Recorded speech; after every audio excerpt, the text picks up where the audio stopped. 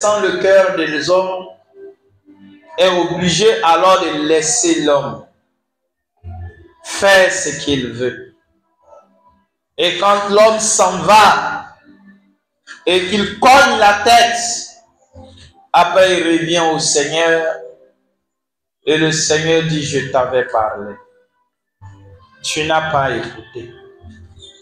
Et ce qui fait mal, c'est que les conséquences sont tellement désastreuses qu'il est difficile que la récupération puisse se faire comme il se doit. Je rappelle, difficile de retrouver les étoiles perdues dans une désobéissance volontaire à Dieu. C'est-à-dire, Dieu lui-même il t'a parlé. Tu as bien entendu.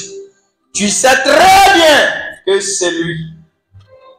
Et puis tu décides à ta façon de faire comme tu désires. Quand tu y vas et que ta tête s'en va cogner,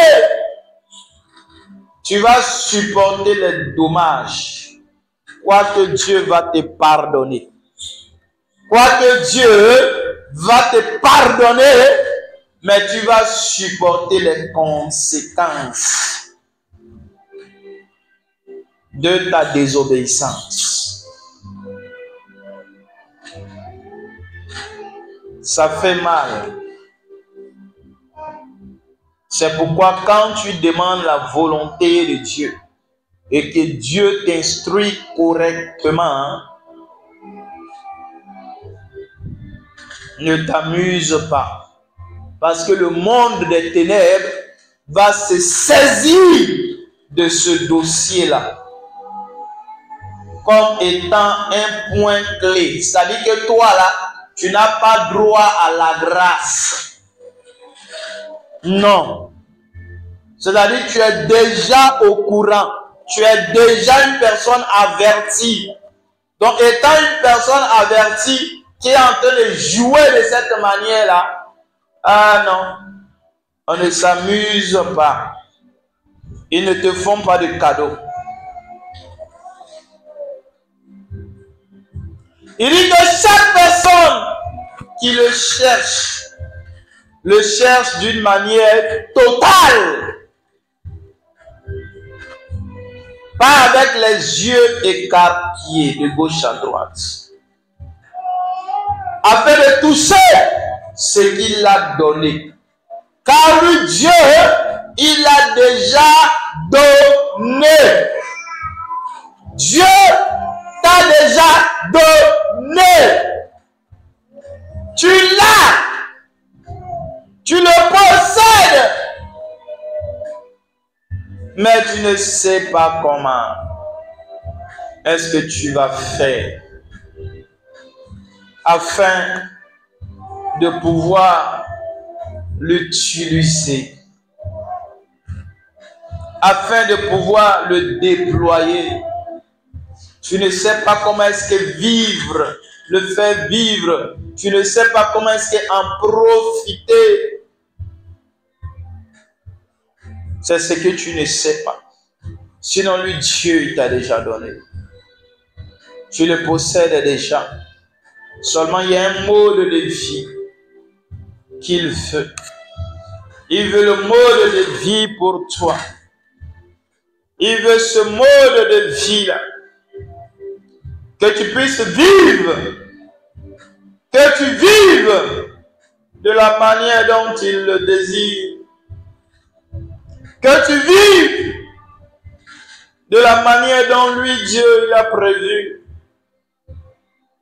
Afin que tu puisses rentrer en possession de cela. Bien-aimés, ces choses que Dieu a données sont comme des systèmes chimiques qui fonctionnent dans les CNTP, dans les conditions normales de température, de pression. Allez, ça fonctionne selon des temps et les circonstances. Et c'est lui qui est le Dieu, qui est le maître des temps et les circonstances. C'est lui qui est le maître des temps et les circonstances. Ce qui veut dire qu'à chaque temps, Dieu crée des circonstances afin que ton étoile puisse briller. À la naissance du Seigneur Jésus-Christ, qu'avons-nous vu? Que son étoile se déplaçait. Et nous avions lui dit que les étoiles ont eu la capacité de pouvoir se déplacer. On peut les déplacer. Mais ce que je n'avais pas lui dit, c'est qu'au temps marqué, Dieu ordonne à ton étoile d'être visible par des connexions divines qui seront des champs qu'il a déjà réservés pour pouvoir toi t'aider à être à la position qu'il a prévue. Dieu a mis des gens sur ton chemin afin que ces derniers puissent t'aider à rentrer dans la dimension, à entrer dans la position que lui il a prévue. Il utilise qui il veut. Ton étoile jouera en ta faveur. C'est comme d'autres personnes qui n'arrivent pas à comprendre comment est-ce que ce phénomène se déroule. Pendant que nous sommes en train de faire la délivrance, voilà qu'on appelle pour dire que mais tiens, ça fait 2 ans que tu as déposé tes dossiers ici. Voilà, on a besoin d'une personne, on te cherche depuis, mais tu es où? Viens! Et ces derniers s'en vont travailler. Son étoile a parlé en sa faveur. Son étoile a parlé. On a vu plusieurs cas de ce genre. C'est le Seigneur qui fait. Il te connecte. Ça dit le Seigneur crée des circonstances. Il t'envoie des opportunités. Mais le problème des hommes, les hommes ne savent pas lire les signes de Dieu. Ils ne savent pas lire les temps et les circonstances. Ils ne savent pas lire. Ils ne cherchent pas à connaître la volonté, Seigneur. Est-ce que c'est réellement toi qui as permis cela? Et donc le temps passe, les opportunités viennent, les opportunités passent, elles passent. Au moment où Dieu déploie les opportunités, qu'est-ce qui va se passer? Satan étant malin, va déployer les pensées mauvaises. Ces pensées vont venir de flot dans la tête des personnes pour leur faire croire toutes sortes de choses. Et ces derniers-là, qu'est-ce qui va se passer? Vont se laisser tromper par leurs pensées. Il y a d'autres. Ça pourrait être telle affaire qui est un élément que Dieu a prévu pour que l'affaire soit un élément qui déclenche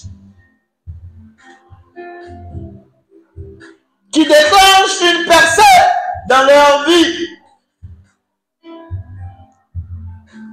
Mais dès que dans cette affaire, il arrive les différents partenaires, les différentes connexions que Dieu a envoyées, ces personnes-là automatiquement commencent à à réfléchir d'une autre manière. Si ce sont des questions de discussion de prix, la cupidité vient régner et puis prendre place à un niveau très élevé. Et ces derniers-là sont remplis d'une certaine cupidité que le prix ou bien la proposition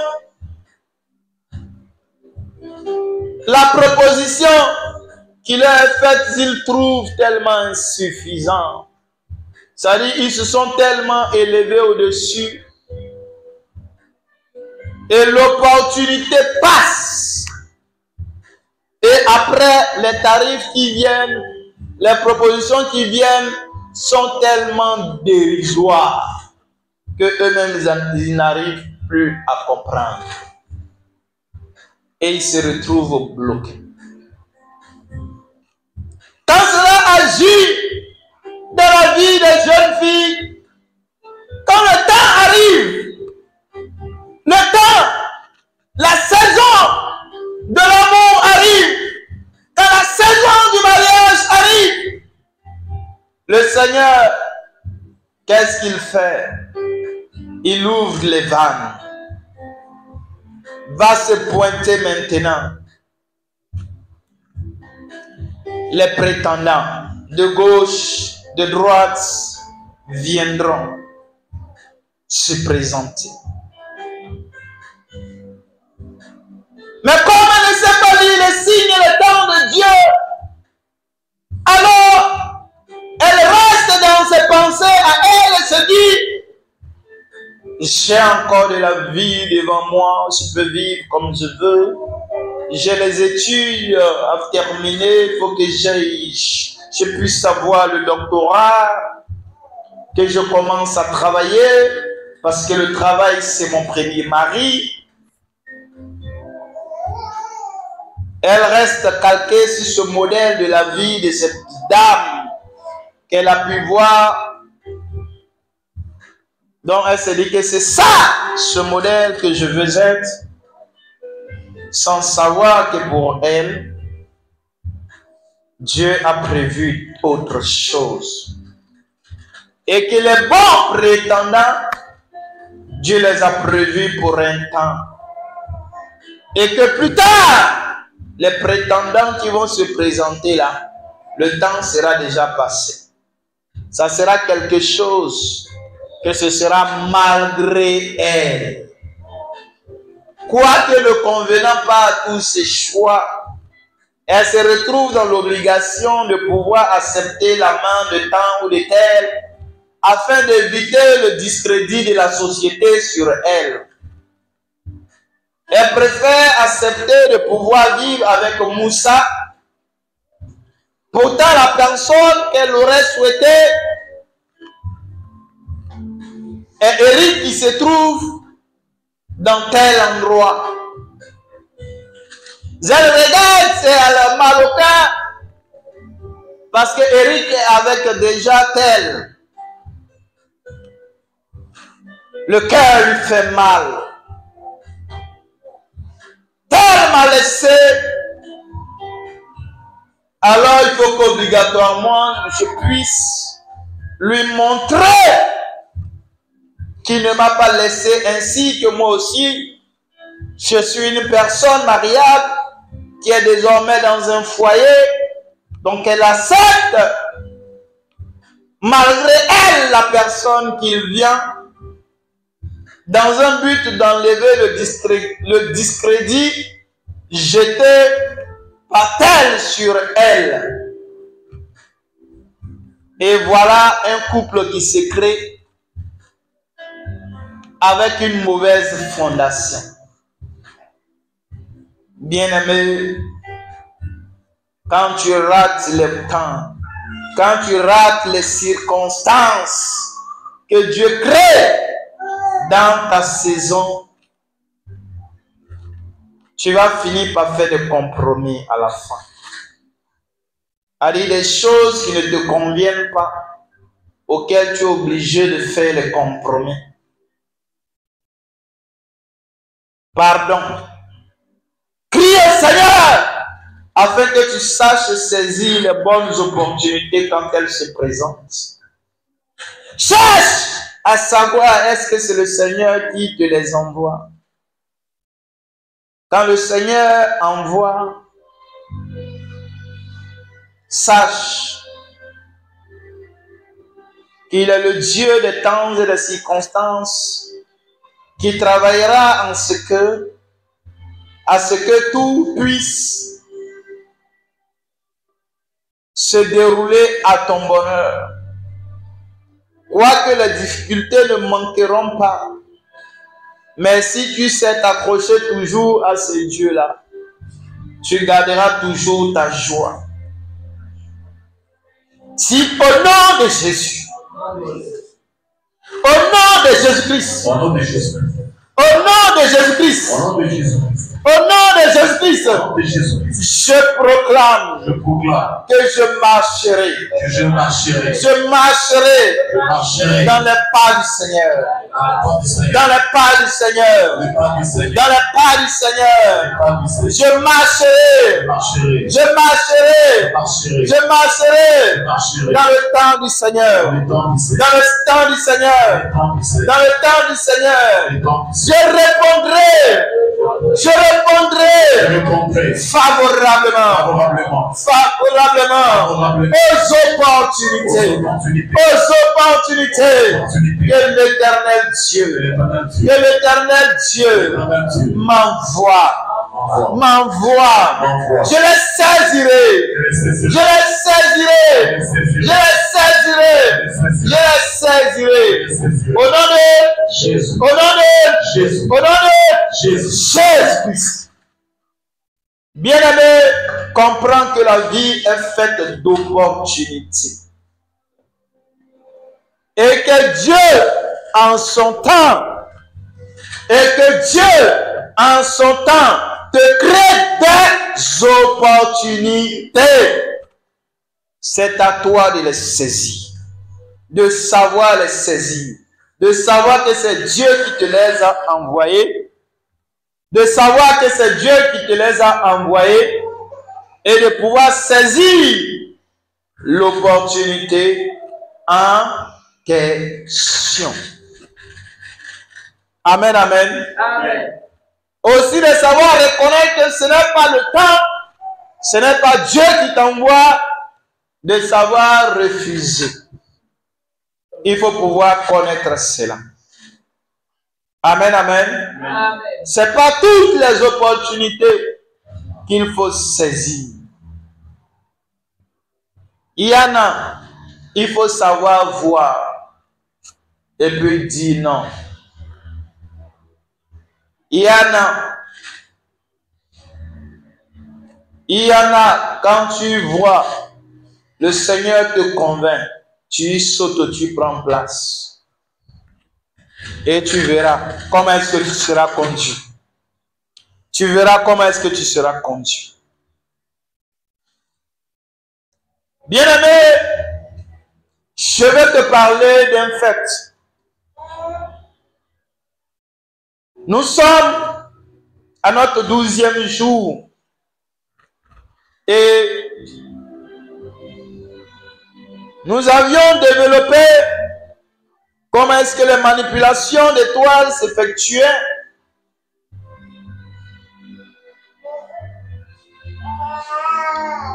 Nous allons parler du marché des étoiles. Bien-aimé, le marché des étoiles est une réalité dans le monde dans lequel nous sommes. Ce n'est pas quelque chose auquel il faut négliger. J'essaie de prendre le temps de parler sur ces différents éléments pour que tu puisses comprendre que c'est une réalité et que tu saches comment est-ce qu'orienter tes prières. Parce qu'avant de combattre un adversaire, il faut le connaître. Si tu ne connais pas ton adversaire, tu risques de le sous-estimer tellement que tu pourrais perdre la face. Il est bon de connaître ton adversaire et ses ruses afin de tenir ferme face à tous les changements qu'il emprunte. Bien-aimés,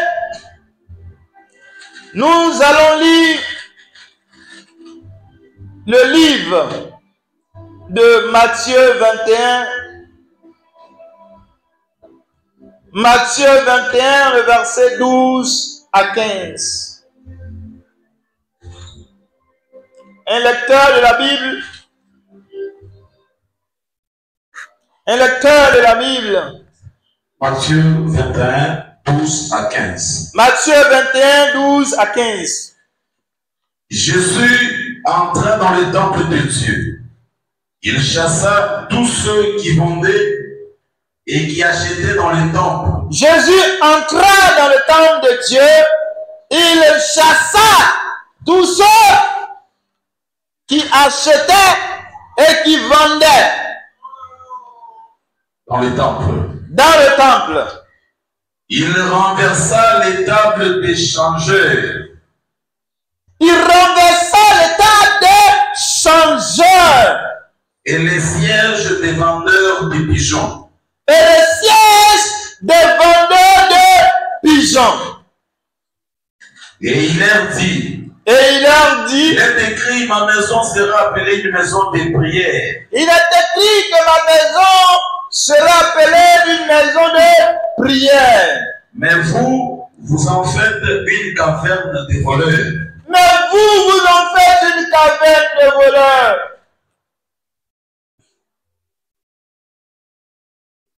Des aveugles des boiteux s'approchèrent de lui dans les temples et Des aveugles et des boiteux s'approchaient de lui dans le temple et il est guéri.